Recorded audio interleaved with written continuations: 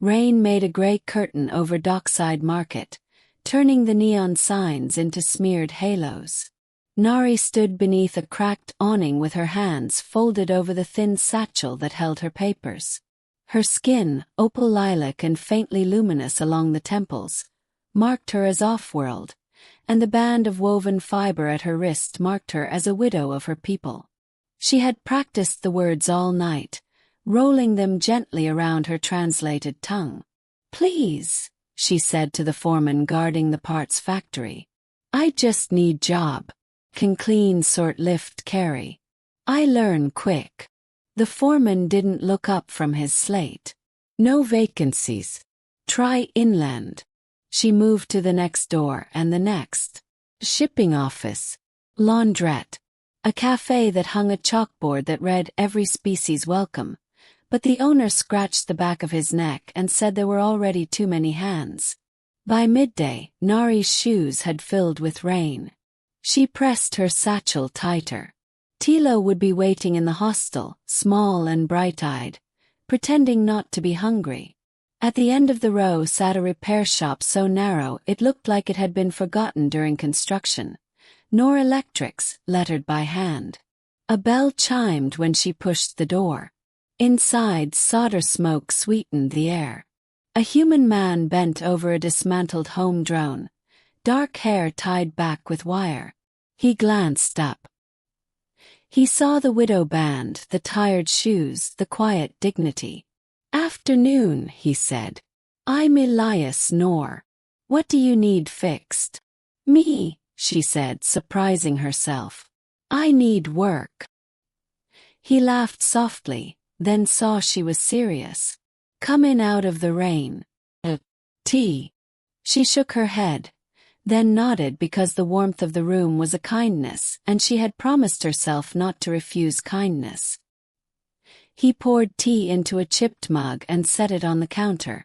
"I learn fast," Nari said. "My husband was a grid engineer. Helped him. I can sort components by eye.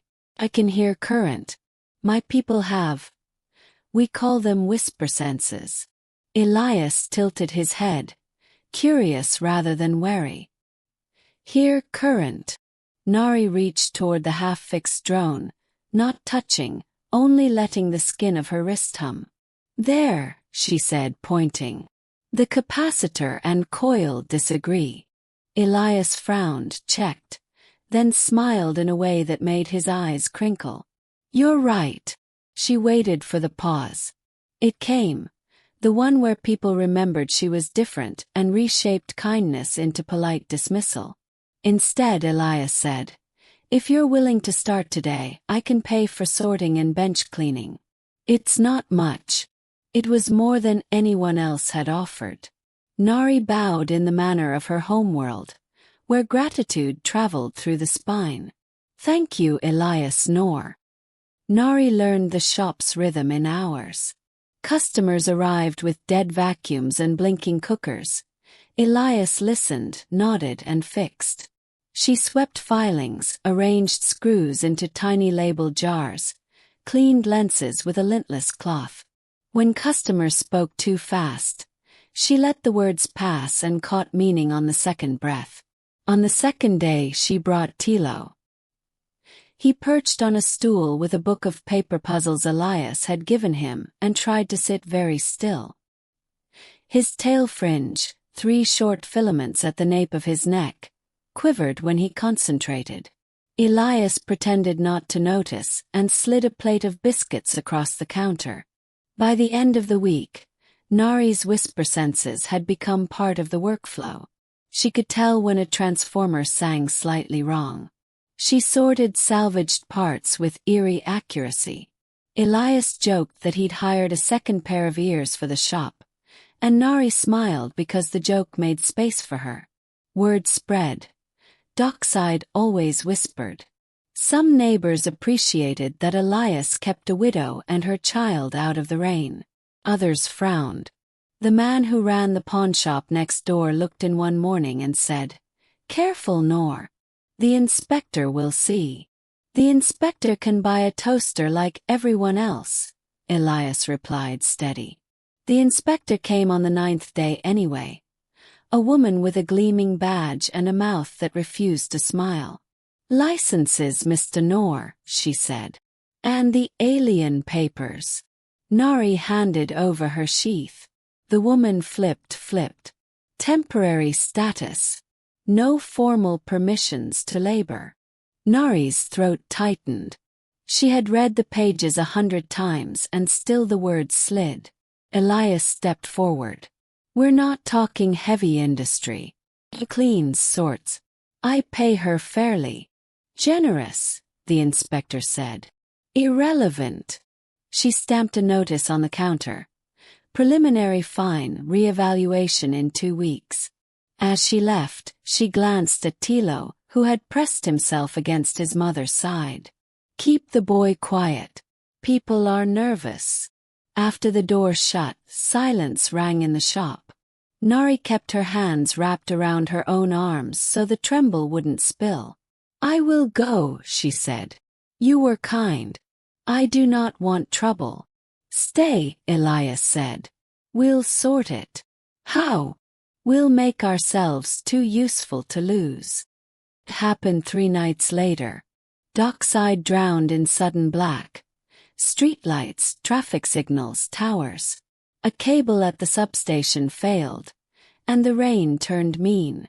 Sirens stuttered, then died as batteries gave up.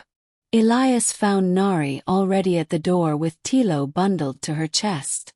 "The hospital up the hill," she said. "They'll need power for the little ones." He grabbed the shop's portable generator and a crate of heavy extension rails. They moved through rain that felt like nails.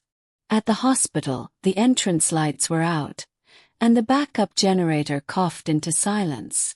Nurses worked by phone flash, faces pale.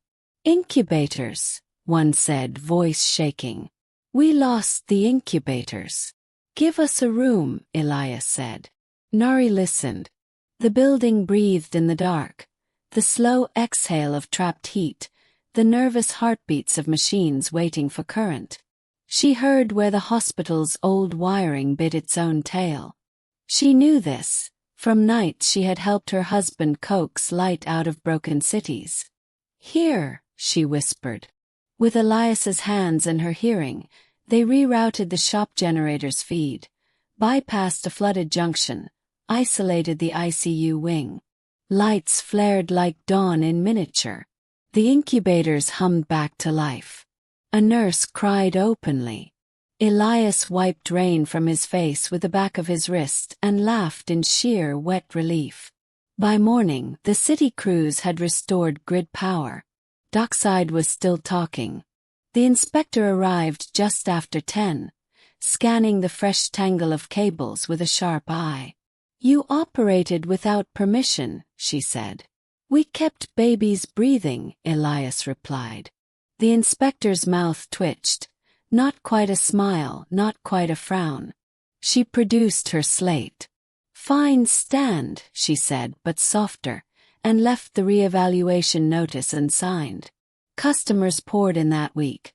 Old women with radios, a courier with a broken delivery drone, a dock worker clutching the dead heater that warmed his one-room flat. They paid with cash, IOUs, sometimes food.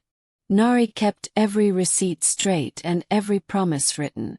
She could tell when a person was lying by the way their voice slid off certain consonants. Elias could tell by the way they avoided looking at Tilo. Between the two of them, the shop did honest business.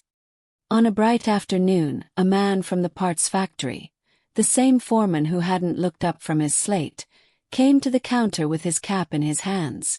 He needed a rebuild on a motor, and quickly. "The dockside fair," he said. "We've got a stall to run." Elias's eyes flicked to Nari. "Nari's the best sorter I've got," he said. "She hears what machines mean."